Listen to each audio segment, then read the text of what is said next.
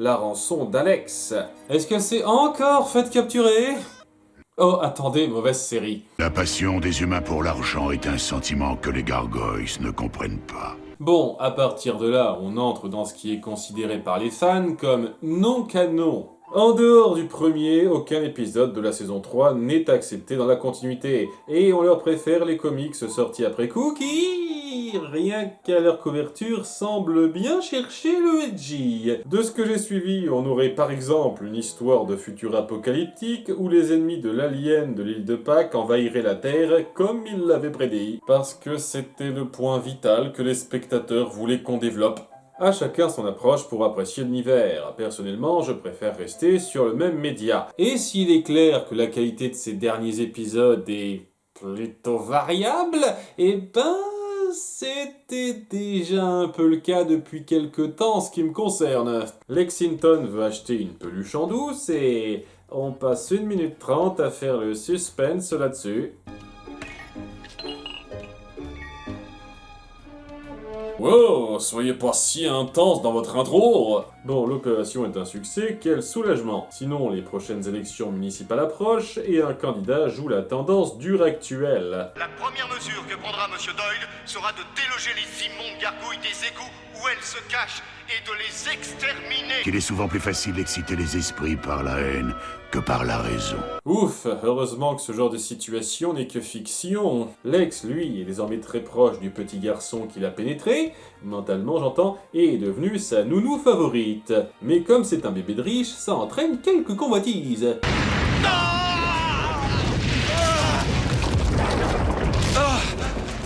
David et Fox se font assez vite dominer par des randoms, c'est un petit peu désobligeant, et ils veulent de la gargouille.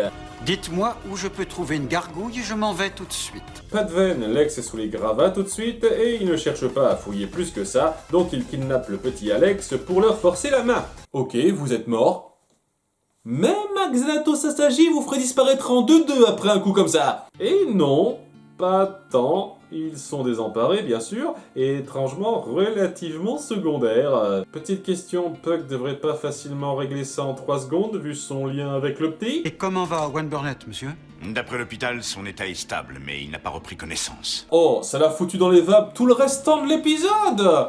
Mais que c'est pratique! Tiens, je me demande si le prétendant maire anti-gargouille a un rapport avec cette histoire. Y a-t-il un nouveau souci dans votre vie? Quelque chose de sombre, quelque chose d'inconnu, quelque chose qui a des ailes. Mon Dieu, le Joker se présente à la mairie?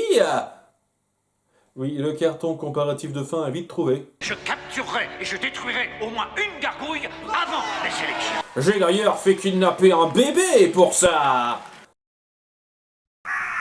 Merde, je devais pas le dire publiquement. Et Elisa vient lui parler au nom du commissariat. Le commissaire Chavez a tenu à ce que je vous rende visite. Elle n'apprécie guère qu'un candidat aux élections provoque des émeutes dans la ville. Et on avait la flemme de la dessiner dans cet épisode, donc je parle à sa place. Pourquoi tant d'agents de sécurité? Les visionnaires ont toujours des ennemis, inspecteur Maza, je dis la vérité. Il y a des gens qui sont prêts à tout pour me faire taire. Punaise, aucun parallèle à faire avec la vraie vie tout de suite. Journée chou blanc pour les parents. Les ravisseurs laissent un message public pour dire à Xanatos ce qu'il sait déjà qu'ils veulent. David Xanatos récupérera son enfant vivant s'il nous procure une gargouille cette nuit et seulement à cette condition. David n'est pas prêt à céder au chantage et tout le monde se démène pour les retrouver. Mais, impacté, Lex est prêt à se sacrifier pour sauver son bambin préféré. Je suis là! Venez m'attraper! Et un filet dans la gueule! La faiblesse universelle.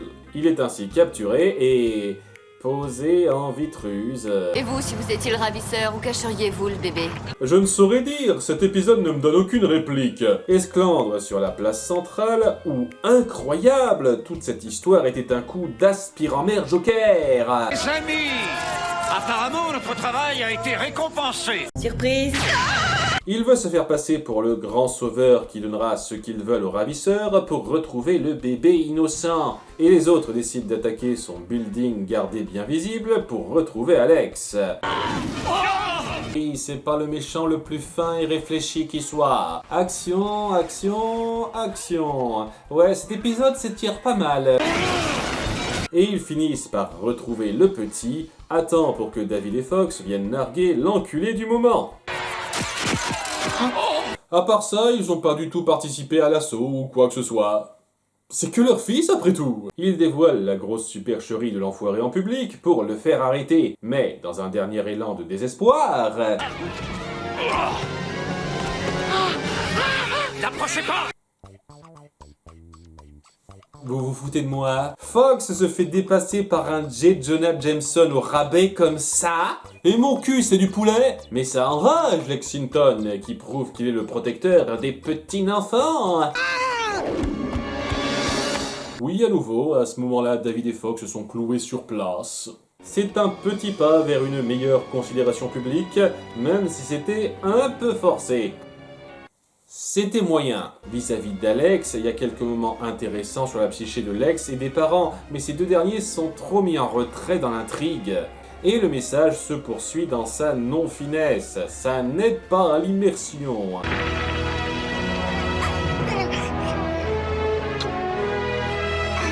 Il va choper une saleté à faire la bise à de la caillasse comme ça.